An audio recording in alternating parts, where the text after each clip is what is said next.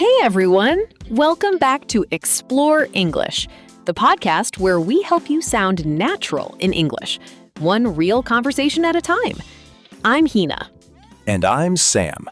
And today's episode is a fun one because we're talking about something everyone loves, hobbies. But more specifically, how to actually talk about your hobbies in English in a way that sounds natural and not like you memorized it from a textbook.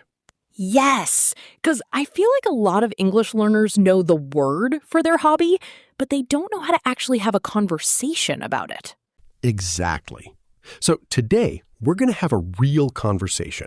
And along the way, we'll pause and point out useful phrases you can steal for your own conversations.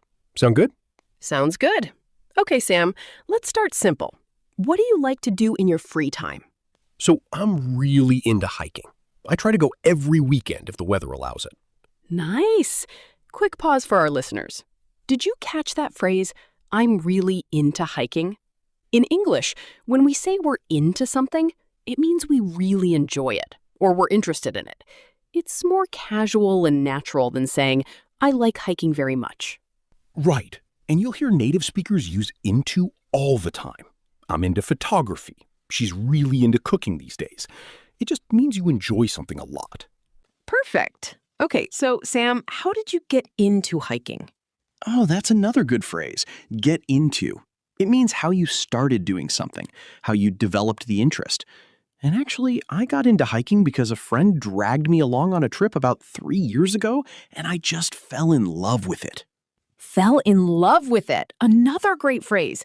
It doesn't have to be about a person. You can fall in love with an activity, a place, a food. It just means you developed a strong love for something. Exactly. Okay, your turn now, Hina. What's your hobby? So I'm big into painting. I've been doing it since I was a kid, but I only started taking it seriously in the last couple of years. Big into. Same meaning as really into. Just another casual way to say it. And taking it seriously. That's such a useful phrase. It means you started putting real effort and time into something instead of just doing it occasionally. Right. So, for example, you could say, I used to play guitar just for fun, but now I'm taking it seriously and practicing every day. Perfect example. Okay, so now let's talk about a really important skill. How do you ask someone else about their hobbies in a way that sounds natural, not like an interview? Good point, because what is your hobby can sound a little stiff, a little formal. Right, it's grammatically correct, but it's not really how people talk casually. Instead, try things like, so what do you do for fun? Or how do you like to spend your free time? Or even simpler, what are you into these days? I love what are you into these days? It sounds so natural. It really does. And these days is a nice little addition. It means recently or currently. It shows you're asking about their current interests, not their entire life history. Okay, let's practice. Sam, what are you into these days? Honestly, besides hiking, I've recently picked up photography. Ooh, picked up. Another great phrase. When you pick up a hobby, it means you started doing it, usually somewhat recently and often somewhat casually at first. Right, so you could say, I picked up painting during the pandemic, or he picked up Spanish while traveling. It's a very natural way to talk about starting something new. So, quick recap here. We've got into, get into, fell in love with, taking it seriously, and picked up. All fantastic phrases for talking about hobbies. Great list. Okay, now let's go a little deeper. What if you want to explain why you enjoy something? This is where a lot of learners get stuck because they just say, because it's fun, and stop there. So true. It's fun is fine, but it's very basic. Let's give people better options. Okay, so for me, with hiking, I'd say something like, it really helps me clear my head after a long week. That phrase, clear my head, means to relax your mind, to stop thinking about stress or problems for a while. That's such a useful phrase, especially for talking about relaxing hobbies. I go for a walk to clear my head. Listening to music helps me clear my head after work. Exactly. What about you, Hina? Why do you enjoy painting? For me, I'd say it's really relaxing. But also, it gives me a sense of accomplishment when I finish something. Like, I can literally see the result of my effort. A sense of accomplishment. Beautiful phrase, and a very natural one. It means the feeling of satisfaction you get from completing something or achieving something. Right. And you can use it for almost anything. Finishing the marathon gave me such a sense of accomplishment. I love cooking because there's a real sense of accomplishment in making a good meal from scratch. From scratch? Ooh, that's a bonus phrase. It means making something completely from the beginning, using basic ingredients, not a shortcut or a pre-made mix. Great bonus phrase.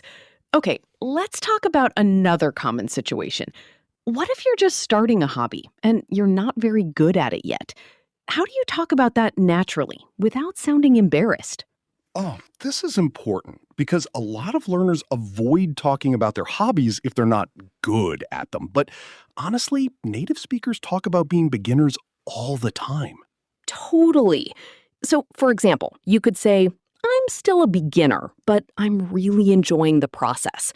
Or, I'm not great at it yet, but I'm getting the hang of it. Getting the hang of it. Such a useful phrase.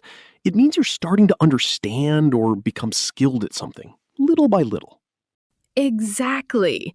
Like, I just started learning to drive, but I'm slowly getting the hang of it. Or, it took me a while, but I finally got the hang of using this English learning app. Perfect example. Okay, what about the opposite? What if you're actually really skilled at something? How do you talk about that without sounding like you're bragging? Good question. Because in a lot of cultures, including ours, there's this hesitation to say, I'm good at this, even when it's true. Right. So in English, there are some nice, humble ways to express skill. Like, I've gotten pretty good at it over the years, or I'd say I'm fairly experienced with it now. Fairly experienced. Nice and modest, but still communicates real skill. Exactly. And you could add, though I still have a lot to learn, which shows humility, even if you're actually quite skilled. That's such a natural way to balance confidence with humility in English conversation. Okay, let's shift a little. What if the conversation moves toward inviting someone to try your hobby with you? This happens a lot in real conversations. Great point. So, for example, you could say, you should totally give it a try sometime. Or, why don't you join me next time I go?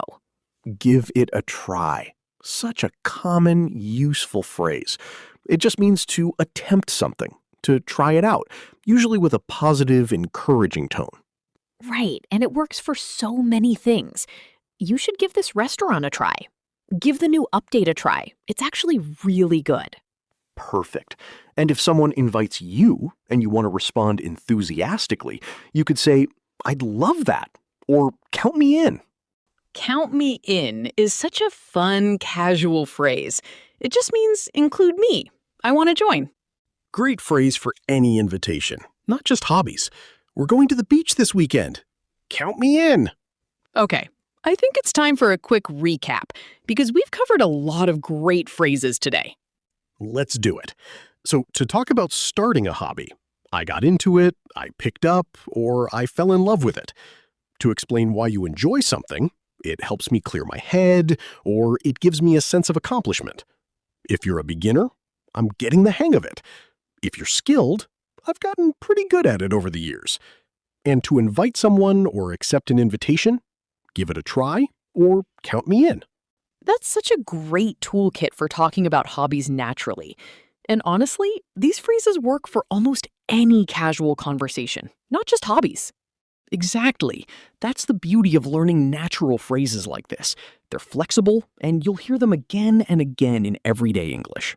So, here's your homework for this episode. Try to have a short conversation today, even with yourself, using at least 3 of these phrases. Talk about your own hobby, out loud, using I'm into, I picked up, or gives me a sense of accomplishment. Speaking out loud really helps it stick, so don't skip that step. Great advice. All right, everyone, that's it for today's episode of Beach Talks. If you enjoyed this, share it with a friend who's also learning English. And let us know in the comments, What's your hobby? And can you use one of today's phrases to describe it? We'd love to hear it. Thanks for listening, everyone. See you in the next episode. Bye, everyone.